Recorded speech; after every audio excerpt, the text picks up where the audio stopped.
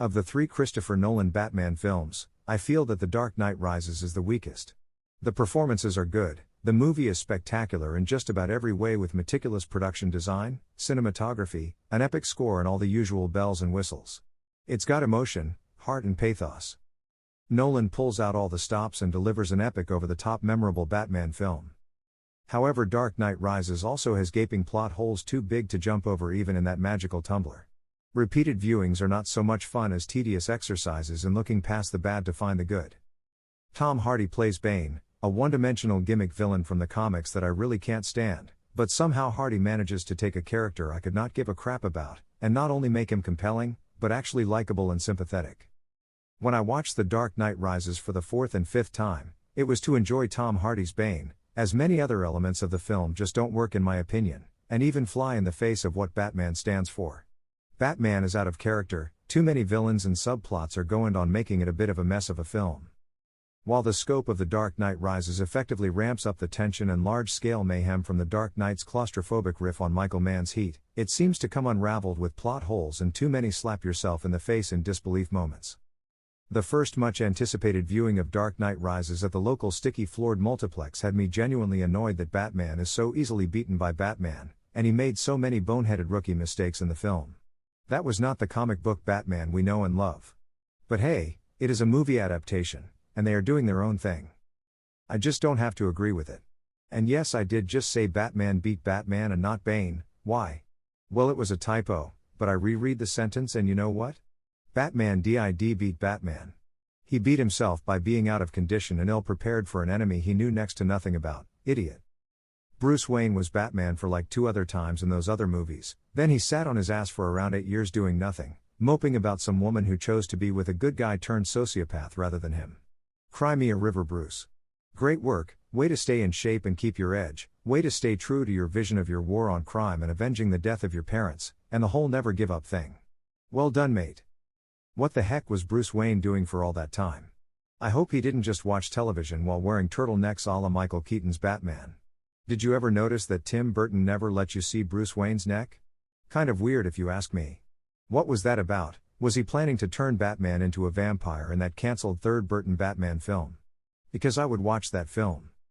The epic scope of Dark Knight Rises is sometimes criticized as being the type of large-scale scenario that is outside of Batman's abilities.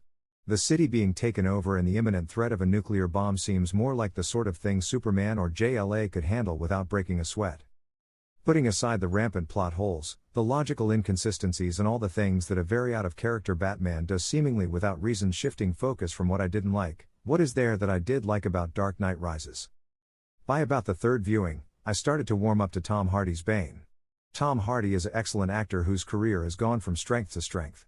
I have enjoyed following his various film roles, my favorite films with Hardy being the Nick Cave-penned Lawless, followed by Warrior with Joel Edgerton and Eternal Booze Hound and Swear Machine that is Nick Nolte. I like Hardy in just about everything. He is not quite the chameleon type of actor like Gary Oldman, but Hardy disappears into any role he sinks his teeth into. Let us be clear, I don't like Bane.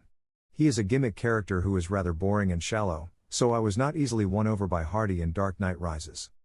When I first read that Bane was to be a villain in Nolan's third Bat film, I felt a cold shiver down my spine, not felt since the words Joel Schumacher and Batman were uttered in hushed tones for fear that even mentioning said words would warrant a rather justified public hanging. Bane is boring, dumb and one-dimensional.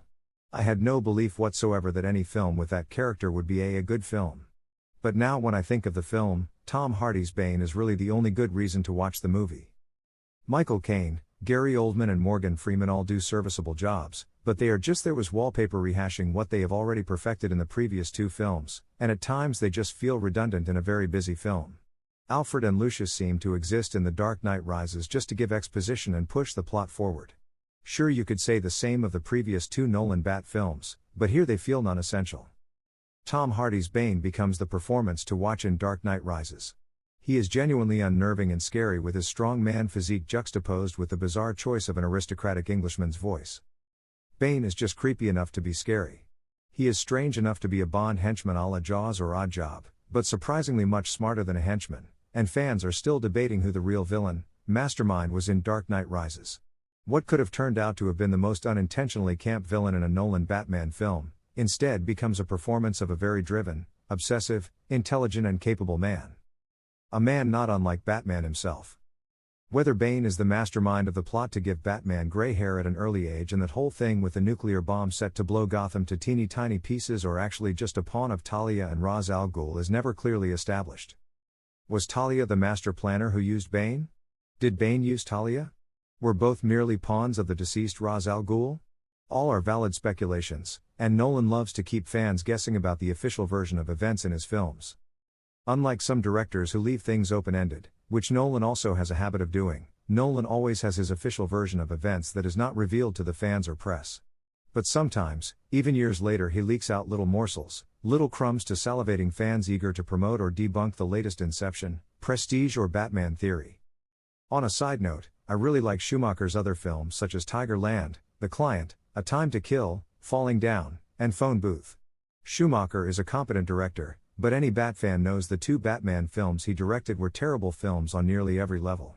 Schumacher is not solely to blame. Batman Returns is bizarrely the darkest, most messed up of all the Batman films ever made, and yet slides into cheesy camp territory before Schumacher was even a whisper around the water cooler.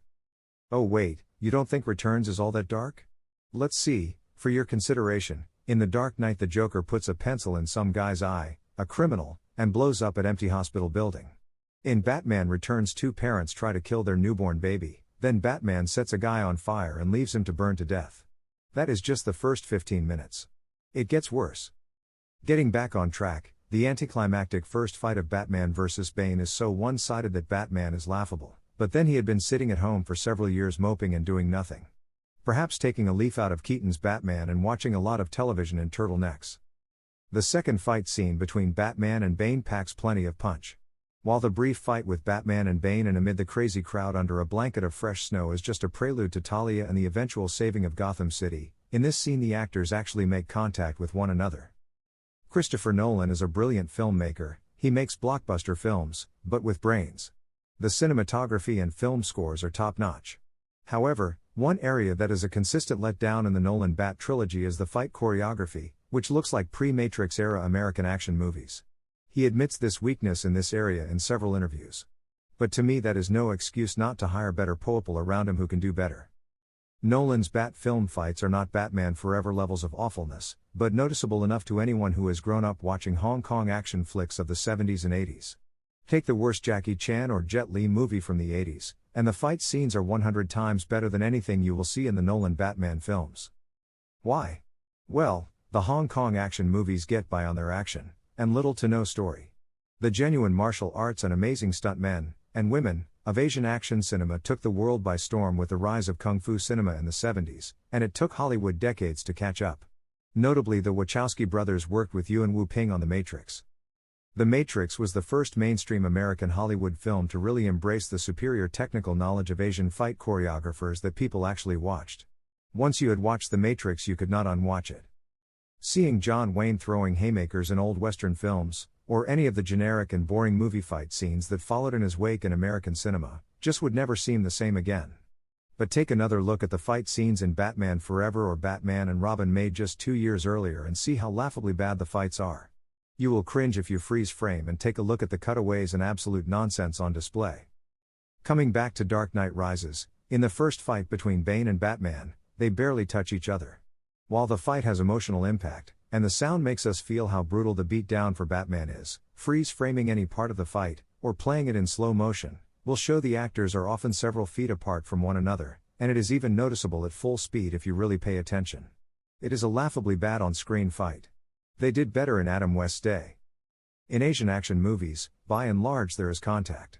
Often you have amazing stuntmen and women, genuine martial artists, acrobats, athletes and stunt professionals who are not afraid to get roughed up. By contrast, in Hollywood the studios have to protect their stars, have all sorts of insurance issues to worry about, and so actors rarely fight.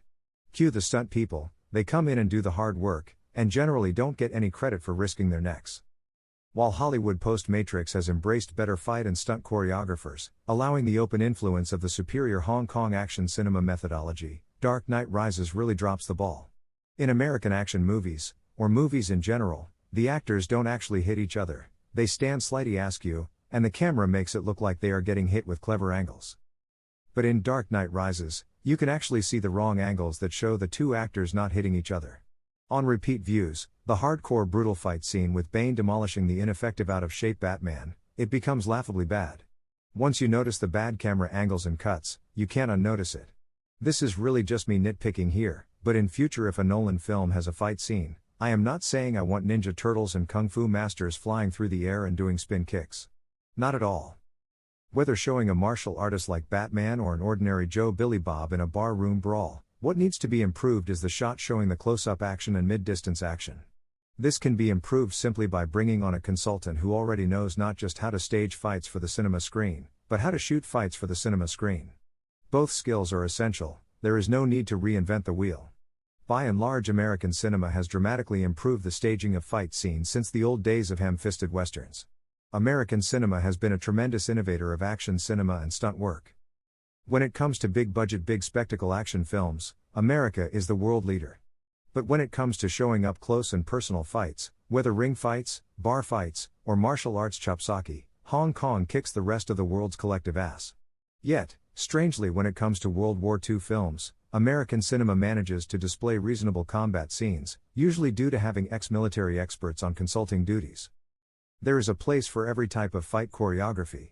A Punisher film should look and feel different from a Batman film. A Batman film should look and feel different from a Captain America film. Crank, Rambo, Commando, Police Story, Kill Bill, Enter the Dragon, Ong Bak, Scott Pilgrim and Friends should all look and feel like independent entities with their own very unique styles of fights, from realistic to cartoonish and anything in between. Rarely is any sort of combat shown in a realistic manner on screen outside of a military context.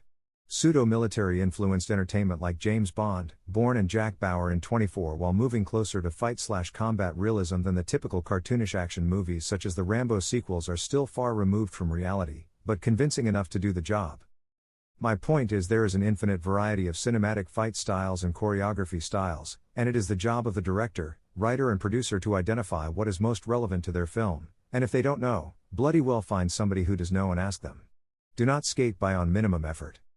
The fight scene in the sewers between Bane and Batman, the two titans of Gotham, has so many bad camera angles that, while selling the fight, also make the fight look ridiculous on repeat viewings to anyone who has even a passing knowledge of action cinema and fight choreography. The fight scenes are passable to a general audience.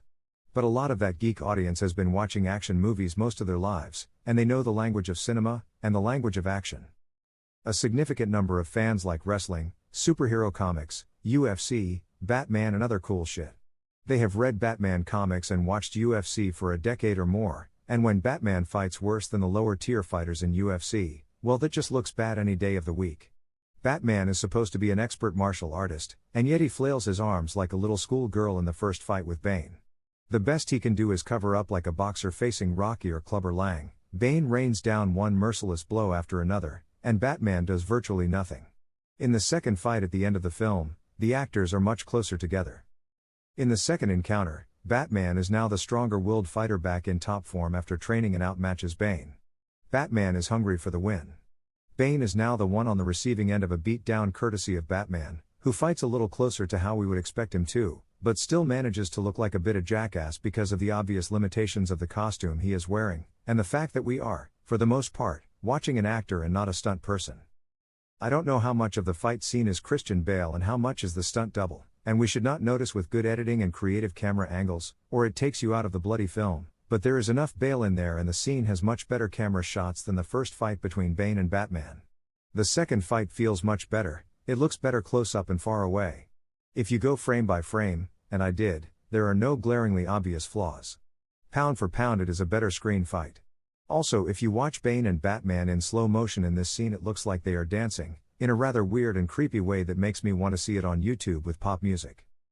Bane, Hardy notably shifts his body weight back and forth, pivoting on his feet, displaying the kinetic chain of powerful punches good strikers are known for, snapping his hips and whipping his arms into Batman's body in a flurry of merciless body shots. Perhaps I am picking on this one element of the film too much, but my background in martial arts, watching action movies all my life, reading way too many Batman comics and expecting more of Christopher Nolan just makes it hard for me not to be critical when modern Hollywood is capable of so much better. I really dig The Dark Knight Rises. It gets a lot right. It is a phenomenal spectacle of a film that is brilliant to watch, but it makes some critical errors that are hard for any Bat fan to ignore. Had it been a smaller, tighter-paced film, with some actual detective work, perhaps it would have had fewer plot holes and head-scratching moments. But fans and studios demand more in big-budget action movie sequels. And more of everything is what we got. More action, more explosions. Bigger explosions. More explodey explosions. Angrier Batmen. Hotter women. More plot. More stupid, more everything. More is not always better, but we keep asking for it, so it keeps showing up. We really only have ourselves to blame. In the case of Batman, I want a good story. I don't think more is better. If I watch Jason Statham in Crank, then yeah, more is better in that scenario because it is a movie that is vapid, shallow and pointless, and I love it for what it is. A hyperkinetic insane movie of this ludicrous series of events, set pieces and lashings of the old ultraviolence turned up to 11 that is highly entertaining. In Dark Knight Rises, Tom Hardy effectively becomes the Darth Vader of the Nolan Bat trilogy. He has the mask and creepy voice, and we really don't know what it is that he wants, other than to destroy the life of Batman and break the will of Gotham City. He is just a really nasty, smart and evil guy you do not want to mess with. It is not an easy task to act with your face obscured, particularly the mouth. Tom Hardy gives a mesmerizing performance as Bane, effectively using his body language, his voice, and he says a lot with his eyes. Bane is a bad guy, but one we can't help but feel some sympathy for. He may be a monster, but his reasons are far more human and relatable than the Joker or Ra's al Ghul. Bane is perhaps the most humane villain we have seen in a Batman film, despite being a killer and potentially part of an assassin death cult who presumably will be killed along with the citizens of Gotham in the planned nuclear explosion. He will kill you and beat you mercilessly, but he will also give you a damned good reason for why he did, and you will be hard-pressed to disagree with his reasoning. Bane would make a great salesman. In Bane we see a brutal and ruthless man dedicated to his cause, but also a small and timid boy, a wounded soul not unlike Batman himself, born in tragedy and pain. The comic book version of Bane, who appears to be like a muscle-bound idiot, was the creation of Chuck Dixon. In the first Bane story, Vengeance of Bane, a 64-page one-shot that introduces the character as a prelude to the Nightfall storyline, Bane is established as being very smart and very strong. More than a meathead. A self-made man like Batman who studies and perfects his mind and body while in a harsh South American prison run by a corrupt warden. Born into captivity, prison is the only life he has known. That he not only survived, but thrived in that environment is a testament to his strength of character and mental resolve. Like Batman, he too is a creature of willpower, strength, intelligence and emotional trauma. Bane was still basically a gimmick character to break the bat. A big strong bruiser of a man to mess up Batman, conceived in the same era as Superman died at the hands of the mindless killing machine Doomsday. Unlike Doomsday, Bane has as much brains as brawn. He is more than a simplistic character, yet he is still a throwaway gimmick character that I really don't care for. Except when Tom Hardy breathes raspy charismatic life into him, then I care about Bane, I feel something for Bane. Without Tom Hardy, I don't think Dark Knight Rises would be worth watching more than one time. He takes a flawed film and salvages something in it that makes it worth repeat viewing. The Dark Knight film I can watch again and again anytime, but Dark Knight Rises not so much. I'll always remember the time that Nolan and Tom Hardman Hardy made me care about a character who I thought was lame and stupid. Hardy transforms Bane into a very flawed, passionate, dedicated, and horrible human being, who remains deeply human and strangely relatable, like the best villains such as Darth Vader or Dr. Doom.